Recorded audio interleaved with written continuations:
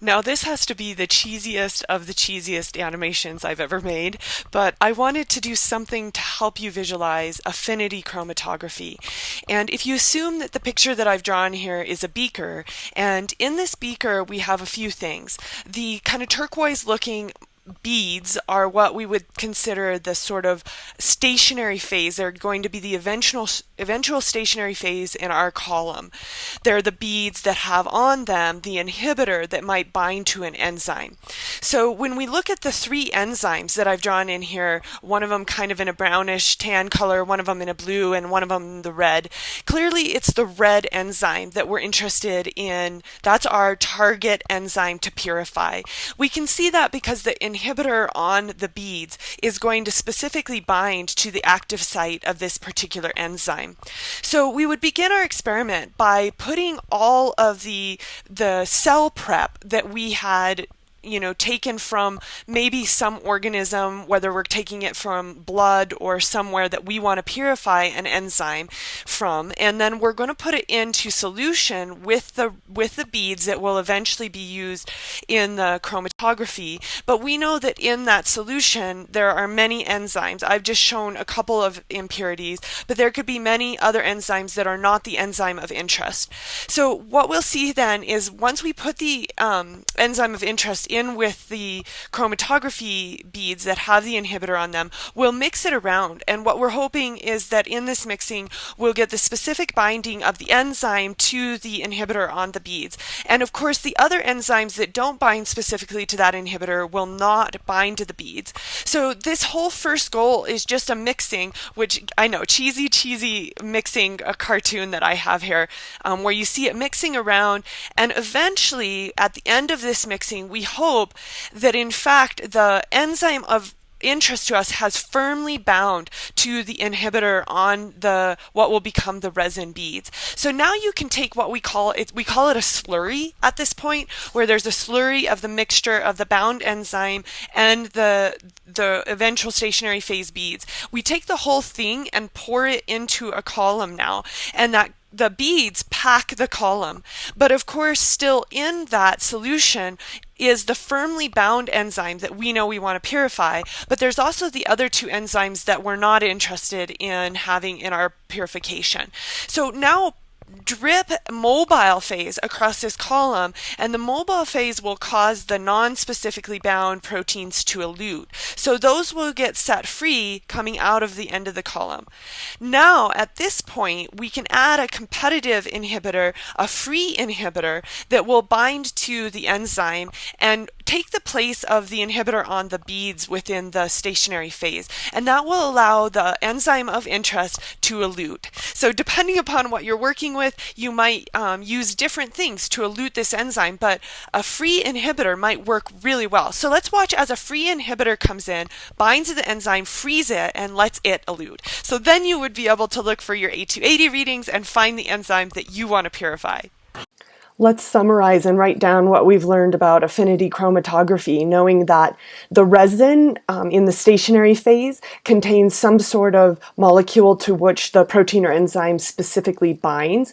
And then, of course, that delays the elution of the protein of interest. We can then wash off non-specifically bound proteins using a mobile phase and just allow all of those to clear out of the column before adding the molecule that will compete for binding with the binding to the resin beads, and so we can elute the protein of interest. Now this is often the very last stage in protein purification because it enables very highly purified proteins to elute. They can be purified 1,000 to 10,000 fold. Now that we've purified our proteins and we are recognizing and hoping that they are there present in purified form, and we want to know, is that true? Do we actually only have one protein in our prep? Also, additionally, what size is it? Can we verify that it's of the molecular weight that the that the desired protein should be of. This is where a technique called sodium dodecyl sulfate polyacrylamide gel electrophoresis, we generally do not use its full name, and instead we call it SDS page. So SDS page is the short name, the nickname by which you will generally see this technique being talked about. This is a really wonderful technique for enabling us to see the purity of our protein, and additionally to roughly estimate the molecular weight of the protein. So if we just were talking about polyacrylamide gel electrophoresis alone, and I'm actually going to bring in a picture, so I'm gonna start to draw a picture to help us kind of see and understand what would be going on in this particular technique. If we had two electrodes, so we know we would be looking at a cathode and an anode, and the electrical current would pass through a buffer, and I'm just going to draw an upper buffer reservoir into which we could say that one of these electrodes was placed. So this electrode would be our cathode, or our negatively charged electrode. And then we would see a lower buffer reservoir into which our positively charged electrode, or our anode, would be placed. And then we have this gel, a polyacrylamide gel. And we're going to load our protein into wells in the gel. And if we were just looking at a regular old electrophoresis, a polyacrylamide gel into which we hadn't added any SDS, or sodium dodecyl sulfate, we would just take our proteins and let's just draw a cartoon drawing of a protein. And if we say that the buffer in this solution was slightly alkaline, we would know that our protein would be above the pKa for many of the residues, and it would take on an overall negative charge. So say that we did load our protein into one of these wells, and we knew that it was negatively charged, we would know that it would migrate through the gel from the cathode to the anode, traveling, as you would guess, towards the charge it was attracted to. Now, what's interesting is that if we're just looking at a regular polyacrylamide gel electrophoresis, the separation through this gel is going to be based, yes, on charge, but it is additionally going to be based on size. So both size and charge are going to dictate the rate of migration through the gel. If we want to, as we just stated, separate this protein based only upon size, then we would have to get creative. We would have to denature this protein and add in, and this detergent, sodium dodecyl sulfate, would have a dual purpose of denaturing the protein, and additionally, because SDS, and let me just draw you a picture of what this detergent looks like. As all good detergents do, it has a polar head group and a long hydrocarbon tail. In fact, it's got 12 carbons. So this tail of 12 carbons makes this an amphipathic molecule, a polar head group, a long side chain, and we know this to be true of good detergents.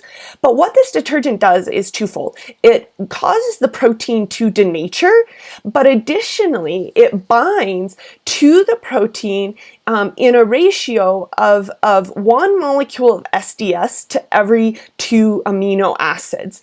So what that does is that it evens out the charge on every protein so that it negates the influence of charge on migration. So we get a separation that is based upon size alone. So this is a little bit tricky to draw, but if we use our creative minds, we could say now in the presence of SDS, this protein would be just denatured. Then the SDS would bind to this denatured protein, and it'll bind 1 SDS molecule for every 2 residues or two amino acids, therefore negating the effect of charge, making it so that the charge to mass ratio is equivalent in proteins, and therefore allowing for the separation based upon size alone.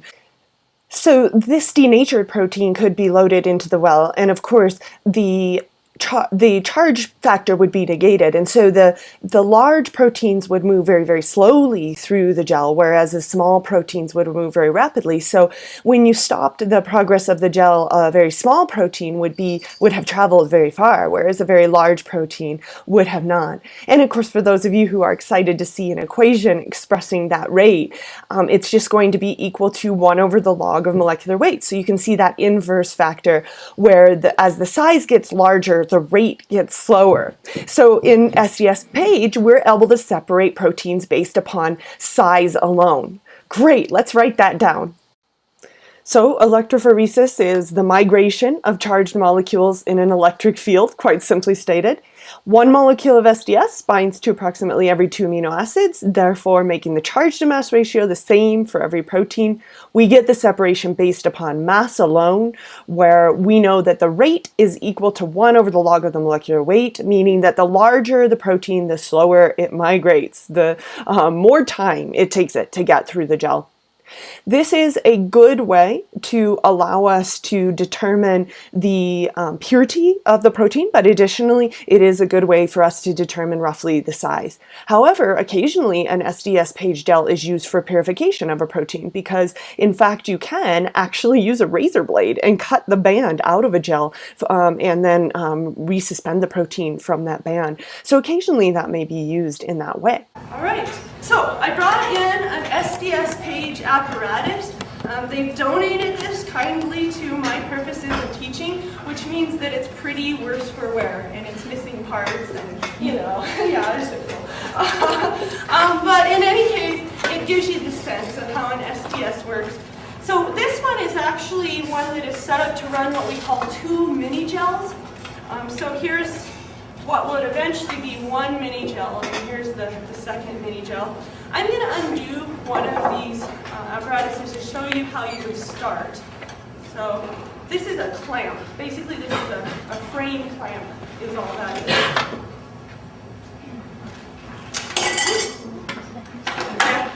You guys know my dropping record up here. So if I can make it through without dropping that one, I'm going to be really proud.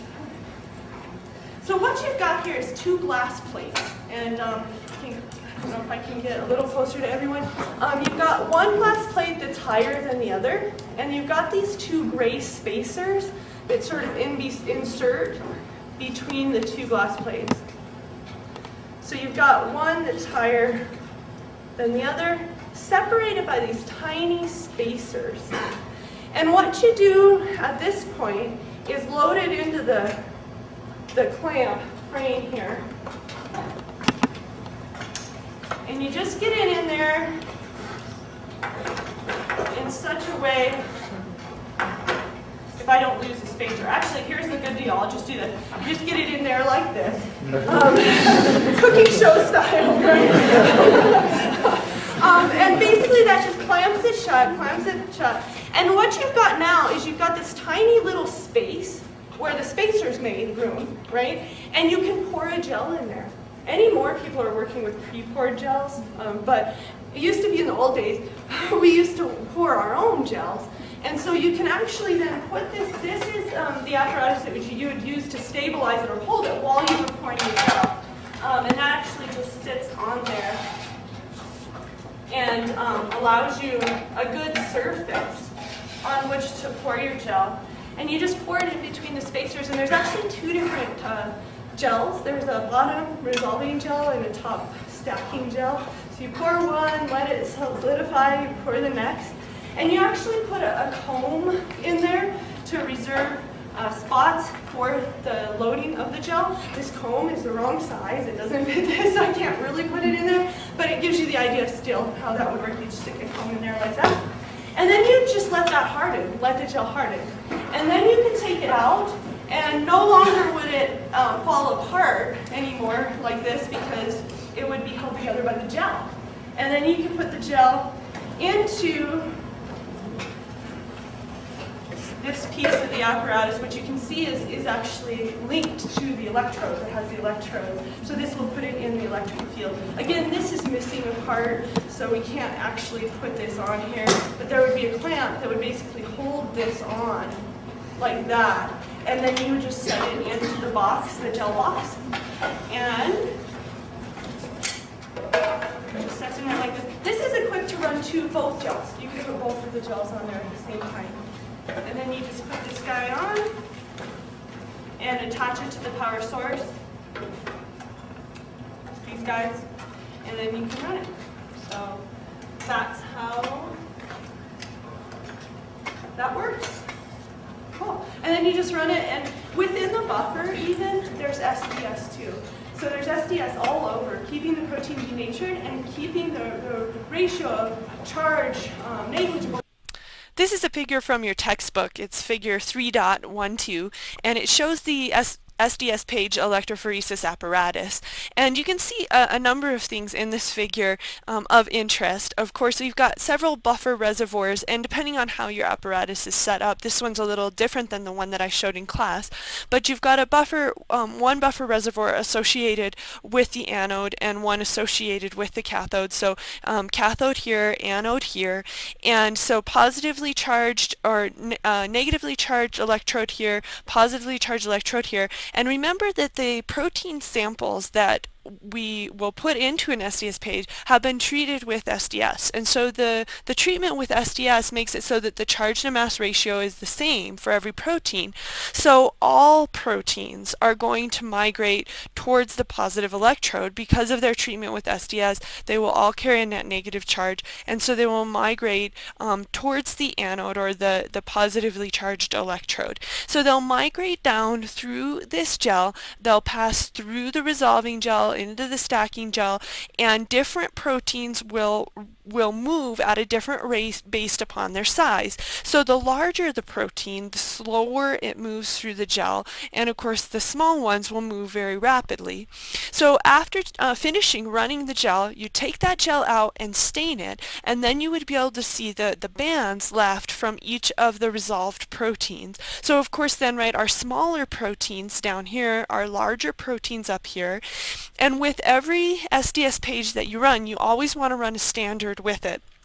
So you would run something that had a set of proteins with known molecular weights. Often in lane 1 you would run that standard, and then that would give you a way to determine by comparison the size of your protein. So here's a good example. If this is the protein of interest, certainly very comparable to this standard in molecular weight. So you can determine then an approximate molecular weight based upon how rapidly the protein migrated through the SDS gel.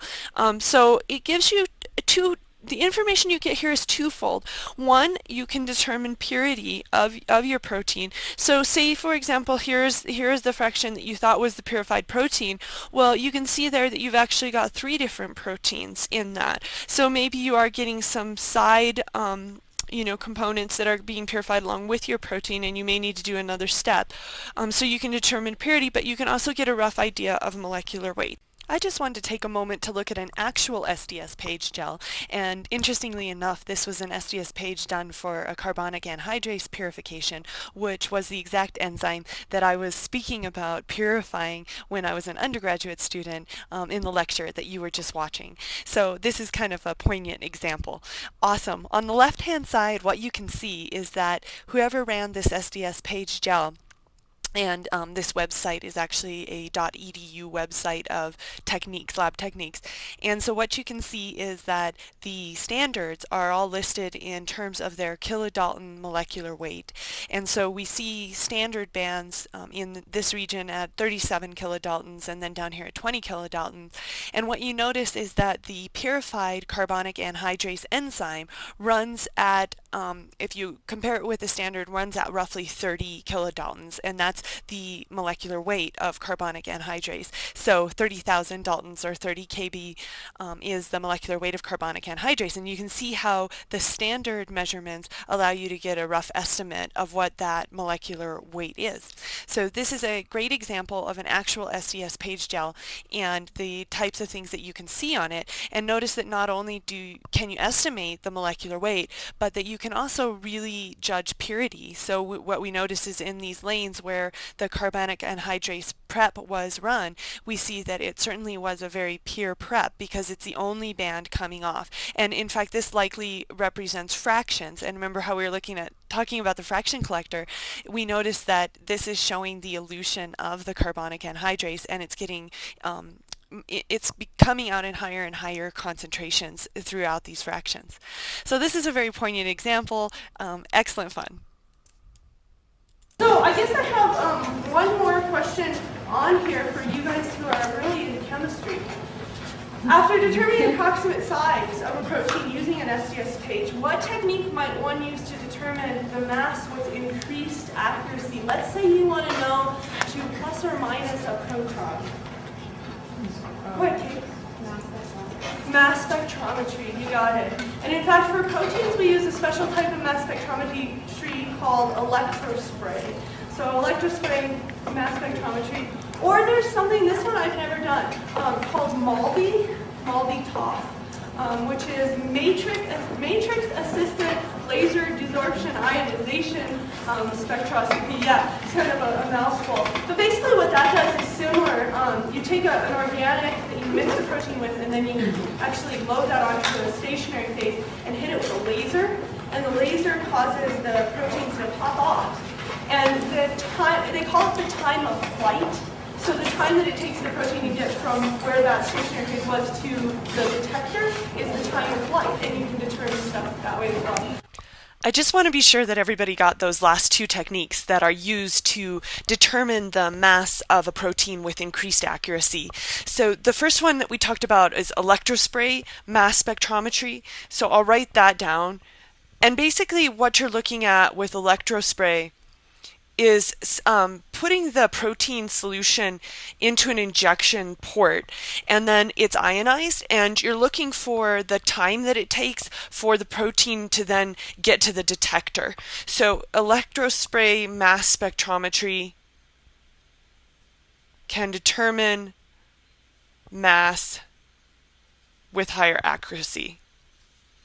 And the other one that we talked about very briefly is MALDI, which is matrix-assisted laser desorption ionization spectrometry. And this essentially takes the same sort of idea, but the protein now is adhered to an organic matrix that is attached to a metal backing. And then when you hit that with a laser, then that allows for the protein to be released, and you can measure the time of flight to a detector. So that's termed MALDI-TOF, or MALDI time of flight. These are great ways to determine with increased accuracy what your mass of your protein is if getting that rough estimate from SDS page is just not enough.